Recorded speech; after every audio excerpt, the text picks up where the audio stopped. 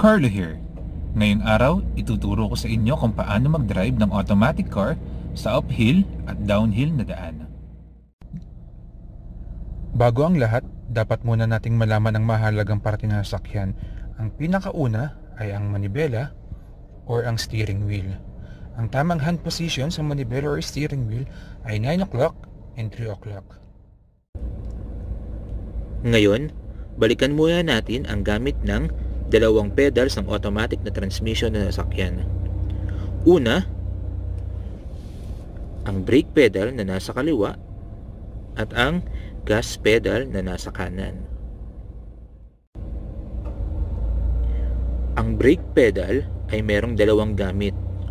Una, pabagalin ang takbo ng sasakyan at ang pangalawa naman ay pahintuin ang sasakyan. Kung gusto mong pabagalin ang sasakyan, apakan mo ang brake pedal ng dahan-dahan, ngunit huwag mong isasagad. Kung gusto mo namang pahintuin ang sasakyan, apakan mo ng dahan-dahan ang brake pedal at isagad mo ang pagkakaapak dito.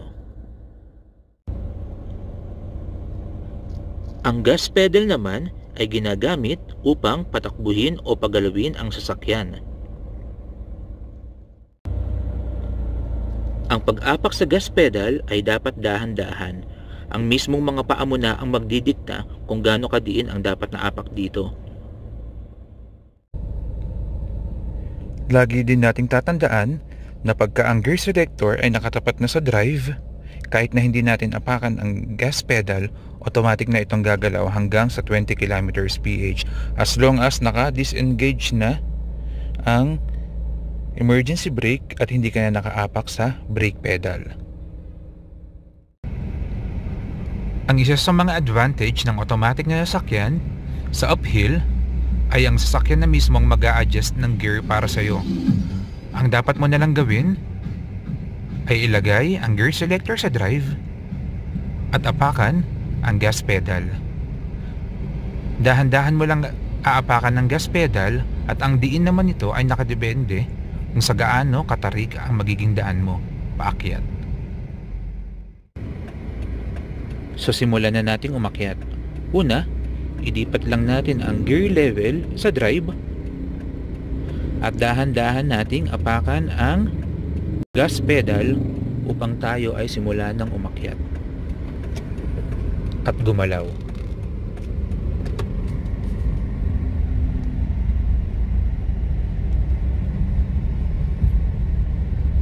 So yan, hindi nahihirapan yung sasakyan nating umakyat kahit naka D4 tayo. Kasi yun ang isa sa mga advantage ng automatic na sasakyan. Yung sasakyan na mismo ang nag-a-adjust ng gear para sa atin.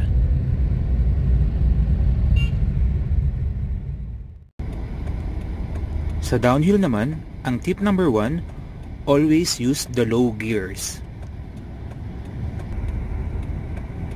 Yung low gears, yung number 3 and number 2 ay nasa gear selector natin for a reason.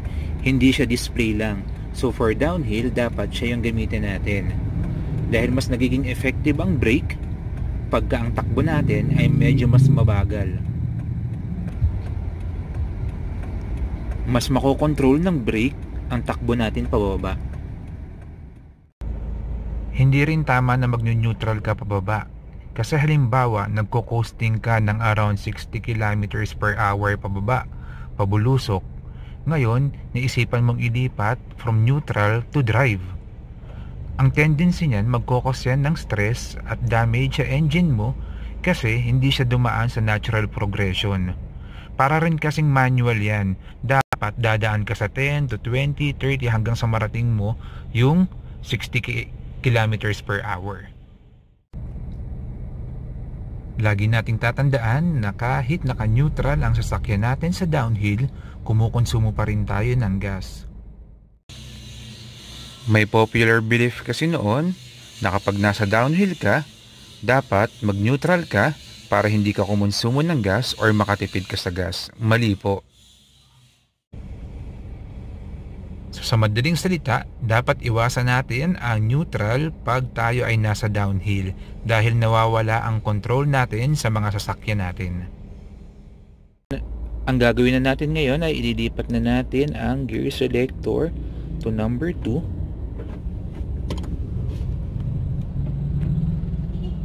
At under na tayo pababa.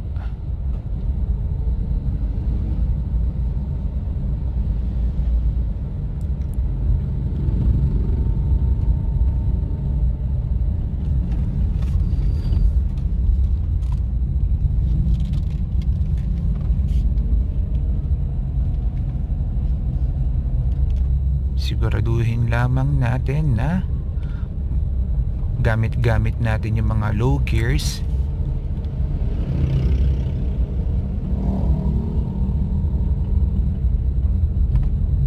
para mas kontrolado natin yung takbo ng ating sasakyan. Huwag din tayong magbababad sa brake para hindi naman masunog yung brake pads natin na pwede ring mag-cause ng failure ng preno. That will do it for today. Thank you for watching.